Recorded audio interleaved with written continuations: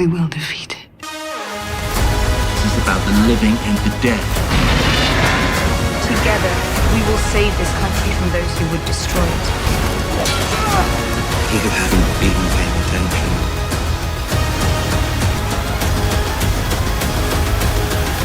I'm going to break the wheel. L'une des plus farouches guerrières et courageuses de nature de la série Game of Thrones, Arya Stark. Elle est présente dans les 8 saisons du show avec une présence unique.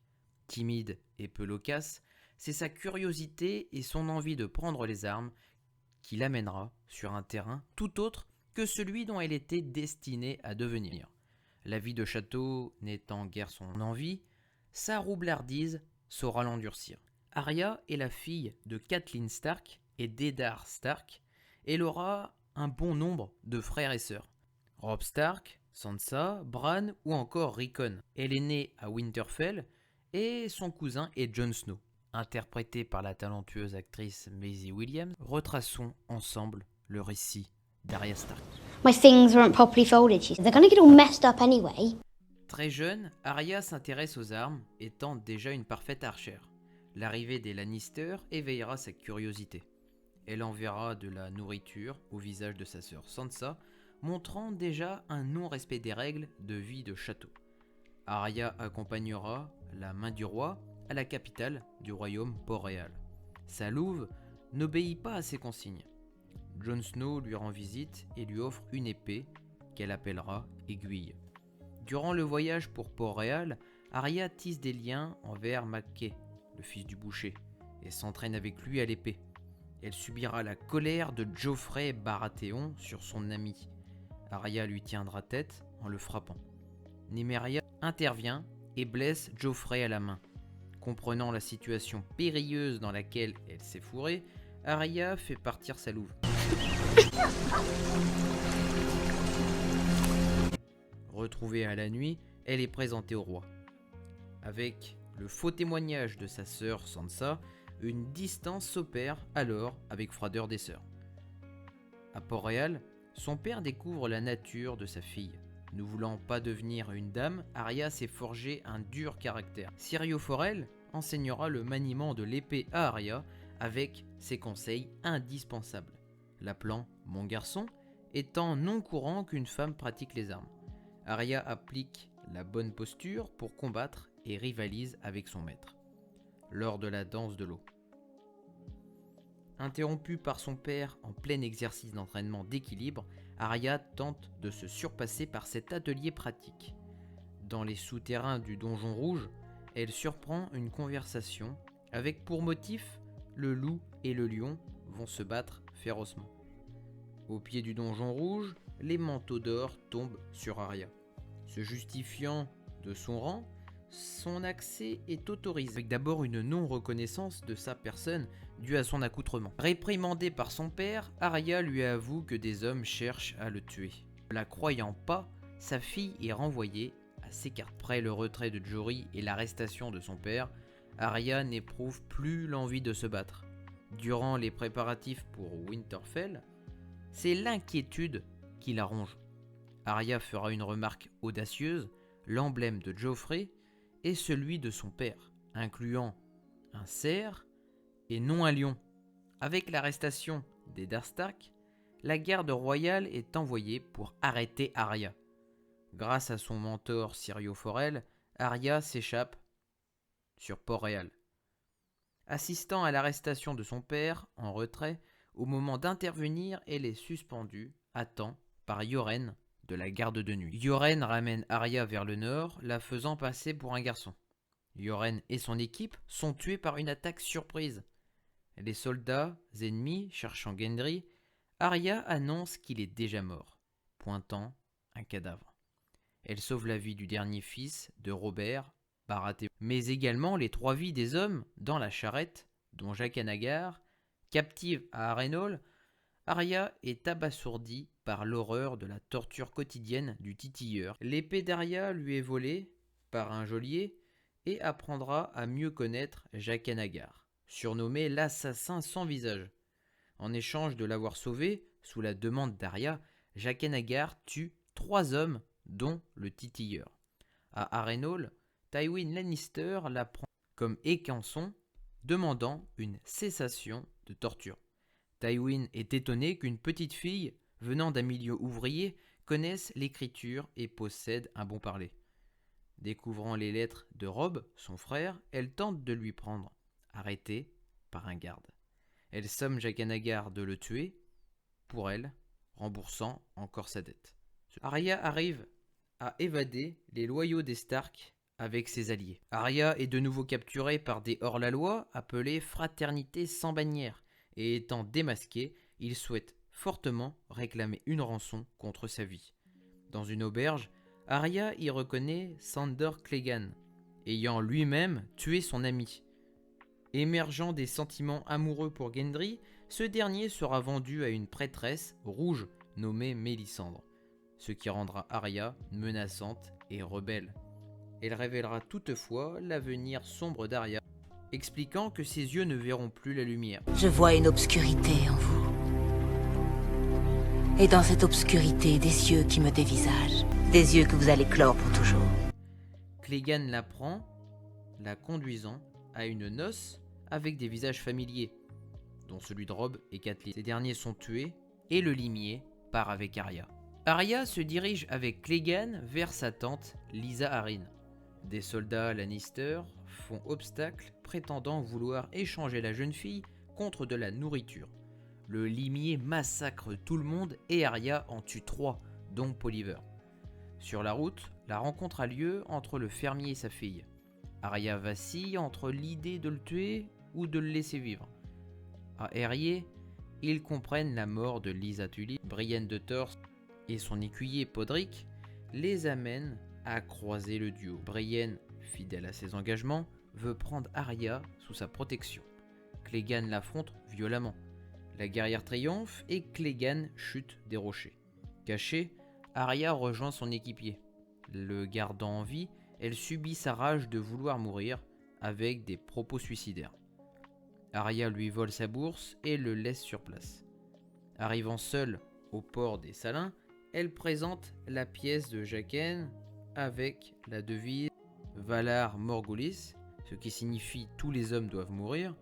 On lui répond par Valar Dohaeris, signifiant tous les hommes doivent servir. Arya pense obtenir l'entraînement nécessaire pour remplir son devoir, son projet d'assassinat. Un capitaine de navire conduit Arya à Braavos. Devant un temple du nom de Noir et de Blanc, un homme la reçoit, mais ce n'est pas Jaqen. Ne voulant pas qu'elle rentre, Arya est désemparée. Plus tard, attaquée par un groupe, ce même homme l'appelle, s'agissant bel et bien de Jaqen, apparent dans la peau d'un autre. Arya commence son entraînement pour devenir une sans-visage et fait connaissance avec une rivale, Corias. Rongée par sa haine, les noms de ses ennemis seront récités chaque soir avant qu'elle ne s'endorme. Elle fera preuve d'une critique sur le temple, analysant ce qui s'y trouve par son écoute, dont l'eau d'une fontaine. Arya devra assassiner un homme et pour ce faire, se déguisera en marin, mais échoue. Se saisissant d'un visage de jeune fille, Arya tend un piège à Meereen. Elle lui crève un œil pour ses mauvais traitements et le poignarde violemment. Arya devra payer le fait d'avoir pris un visage non déterminé. Jaqen la rend aveugle, la contraignant à mendier seule à Braavos dans les rues. Les paroles de la prêtresse rouge se sont donc bel et bien produites. Sa rivale, venant la provoquer, Arya doit l'affronter au bâton. Devenant faible et épuisée, Jaqen retire sa punition en lui privant d'un repas. Durant l'événement de la représentation de théâtre, Arya revit la mort de son père. Au temple, elle trahit le dieu multiface et fuit dans les rues de Braavos. Sa rivale la poursuit avec la ferme intention de la tuer. Blessée au ventre, Arya tombe d'un canal. Lady Cigogne la soignera. Isolée, Arya se terre attendant son ennemi. Jaqen lui propose de rejoindre sa cause en devenant personne. C'est en refusant cette proposition qu'Arya part en direction de Westeros, chez les jumeaux, sous le visage d'une servante le salon de Walder Frey. Arya dévoile son visage en témoignant ses liens familiaux et le tue. Sous le visage de Lord Walder, elle invite ses convives, sous un air moqueur, en parfaite maîtrise des événements. Le vin s'avère mortel et Arya accomplit sa vengeance dans les règles fixées. Arya se fait inviter pour un repas au coin d'un feu par des soldats Lannister. Arya leur révélera son but à Port-Réal, éliminer sa reine, Cersei, ce à quoi le rire emporte les fous. Dans une auberge, Arya apprend que Jon Snow est devenu le roi du Nord et décide de le rejoindre. Seul en forêt, les loups l'encerclent, dont à leur effectif Nymeria. À Winterfell, c'est Sansa qui dirige à la grande surprise d'Arya. Bran lui offre une dague en acier valyrien. Dans les quartiers de Littlefinger, Arya y découvre une lettre de Sansa demandant à Robb son allégeance sur Joffrey. Une manipulation se ressent avec Peter Baelish sur Arya. Les sœurs s'affronteront dans un rapport de force tendu et opposé, reprochant des méfaits passés dont l'exécution de leur père. Sansa somme sa sœur de s'expliquer des masques trouvés sur place. Ce à quoi, sans filtre, Arya fait le récit de ses aventures à Braavos et le but de sa mission. Standing on that platform with Joffrey and Cersei when they dragged father to the block. I remember the pretty dress you were wearing. I remember the fancy way you did your hair. Avec l'arrivée de l'armée de Daenerys Targaryen, Arya se méfie et se mêle à la foule. Elle est déçue que Jon Snow ne la remarque pas. Les dragons auront le don de la rendre heureuse, rien qu'à les voir survoler le ciel. C'est au bois sacré que Jon et Arya échangeront longuement. Snow, étonné de voir une Arya silencieuse, demandera des explications. Jon remarque qu'elle a pris soin de l'épée qu'il lui avait offert jadis. Jon rappelle qu'elle et Sansa sont une véritable famille. À la forge, Arya aide Gendry. Arya lui donne un plan pour une arme qu'il devra fabriquer. Gendry, ne la prenant pas au sérieux, ne la fabrique pas. Après un rapport de force, en l'intimidant, Gendry cède et se met au travail. Arya reste silencieuse sur les plans militaires des principaux lieutenants. Une requête serait de mettre Bran au milieu des bois et qu'il attire le roi de la nuit. Là, Arya rétorque qu'il ne sera pas seul, et Théon se dévoue pour rester à ses côtés avec ses hommes. Sur les remparts, Sandor s'étonne qu'Arya soit moins causante qu'autrefois. Au château, en plein entraînement de tir à l'arc, elle est rejointe par Gendry. Restant agréablement l'arme, Gendry révélera qu'il est le fils du roi Robert Baratheon. Gendry y remarque les cicatrices d'Arya et semble saisir la souffrance endurée. Plus tard, en pleine nuit, les morts attaquent Winterfell. Arya admire la puissance de feu des dragons. Elle somme sa sœur Sansa de se cacher au crypte en lui remettant une pointe de ver dragon. C'est avec sa lance qu'Arya combat sur les remparts. Grâce à son savoir-faire, elle élimine de nombreux spectres. Un spectre parvient à projeter Arya contre un mur et sera blessée au front. À la bibliothèque, cherchant une issue, elle reste discrète pour ne pas se faire voir des ennemis. Ses gouttes de sang se faisant entendre, elle est remarquée. Arya tente de partir, mais retombe sur des spectres dans les couloirs. Au rempart, Beric appelle Clegane pour sauver Arya, venant ainsi au bout de sa peur des flammes. L'aide n'est pas suffisante cependant, et la replie est immédiate. Face à la puissance des spectres, Beric se sacrifie, laissant un temps supplémentaire à ses amis de fuir.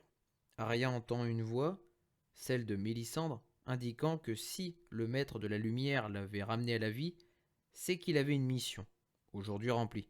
Mélisandre lui remémore une phrase de Syrio Forel. Que dit-on au dieu de la mort? Arya répondra, pas aujourd'hui. Arya intervient au moment où Bran allait se faire tuer par un marcheur, avec sa dague en valyrien. Le marcheur empoigne la gorge d'Arya, mais elle enfonce avec force sa dague, rattrapée plus tôt, dans le ventre du roi de la nuit. Sa mort induit l'éradication de ses semblables automatiquement. Arya, comprenant sa victoire, est heureuse et fière.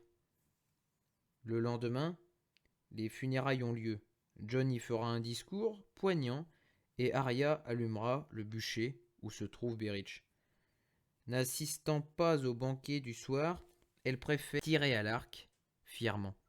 Gendry la retrouve et pense qu'elle devrait se réjouir de cette victoire, mais c'est déjà le cas.